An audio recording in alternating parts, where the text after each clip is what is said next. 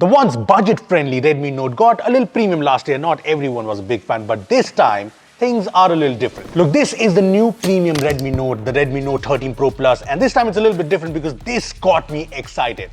But the question is exciting good enough? I mean, the truth is there's a lot of amazing phones in the 20 to 30k price segment. There's the Moto H40, there's the POCO F5, so does this stand out? Look, I'll talk about both the pros and the cons of this phone, but yeah, this brings upgrade all around. So let's start with why this phone has got me excited, and the number one reason for that has to be the fact that this is the best looking Redmi phone ever. I mean, just look at this phone. There's the vegan leather back with this really nice texture. I love this tiled sort of design here, and like how the flash is separated, the Redmi logo is separated, the camera rings have this texture around it. And if you follow us, you know that I'm a big fan of different colors in phones, and I think the different colors here on the back give this phone a very unique sort of look. But if you're not a fan, there's also the standard black and white variant. As for the frame, it is plastic for sure, but the front has a premium looking curved display. The bezels are narrow all around, and more importantly, bezels are unified, which looks good.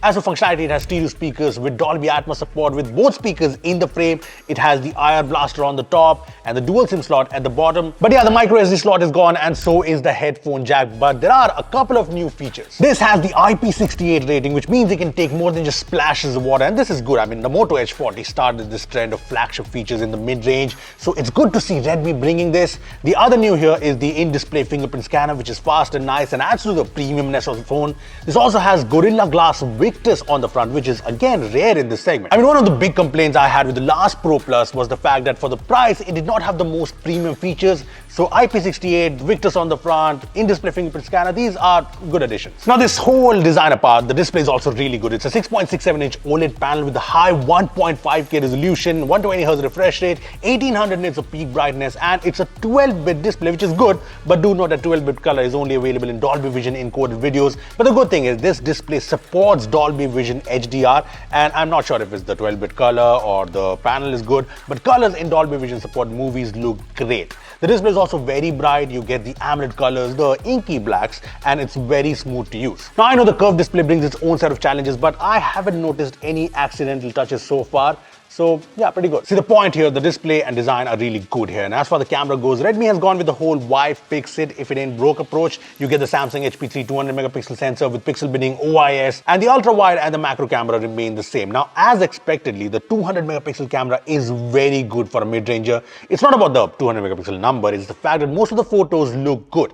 The details are there if you zoom in, the exposure is on point, colors look fairly good, and it's hard to judge the dynamic range in this Delhi weather. But yeah, seems good so far. Now, I did notice some shutter lag in the camera app, which means shots of moving objects aren't the most focused, a little bit blurry.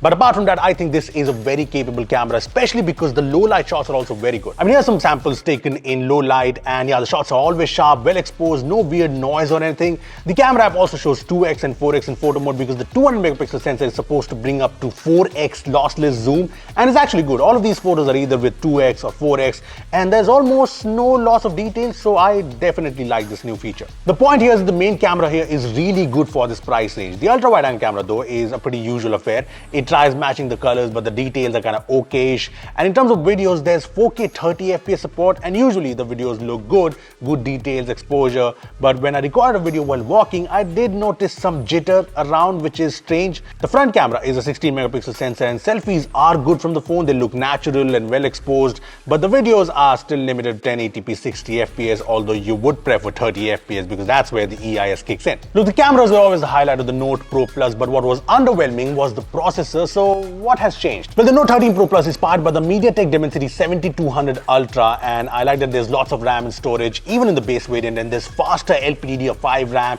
faster UFS 3.1 storage, which is good. Now, all the questions are around the Dimensity 7200 Ultra, and I'm not sure what the Ultra means here because I looked online and there's no difference between the 7200 Ultra and 7200 in terms of clock speeds.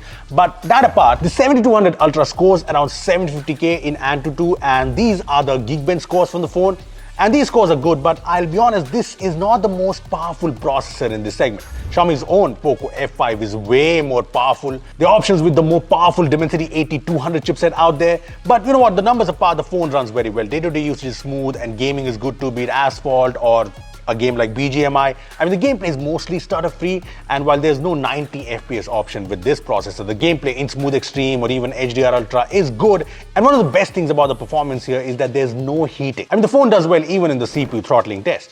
Now, the software remains MIUI 14 based on Android 13, and Redmi is promising 3 OS updates and 4 years of security patches. But since this phone is on the older Android version, you're practically getting 2 OS updates. Apart from that, it's the usual MIUI, and there is bloatware, be it these apps or these games. But yeah, this should get HyperOS, so let's see how it goes. In terms of battery, things haven't changed, but that's fine because the 5000 mAh battery should last longer with the 4nm Dimensity 7200 chipset. And as for charging, you get the super fast 120-watt charger that's, well, super fast. In terms of connectivity, this has NFC, all the 5G bands, Wi-Fi 6 and Bluetooth 5.3. Look, to conclude things, I'm not aware of the price of the Redmi Note 13 Pro Plus right now at the time of shooting this video, but I'm expecting it to be around 29-30K. And while this brings a lot of upgrades, I think there's too much competition in this price range. See, the truth is, this is a good phone. Looks awesome, brings upgrades all around, including some very premium features. And this seems like a solid option for someone who wants premium design, very nice display and very good cameras, considering my favorite phones in this segment don't have the best cameras. But if someone wants a cleaner software experience and more flagship features like, say, wireless charging, I'd recommend the Motorola Edge 40, which also, by the way, looks awesome. And if someone wants a more powerful phone, there's obviously the very good POCO F5. Anyway, I'll be pinning the price of this phone in the comments down below, so check it out and let me know your thoughts on the new Redmi Note series. And yeah, thanks for watching.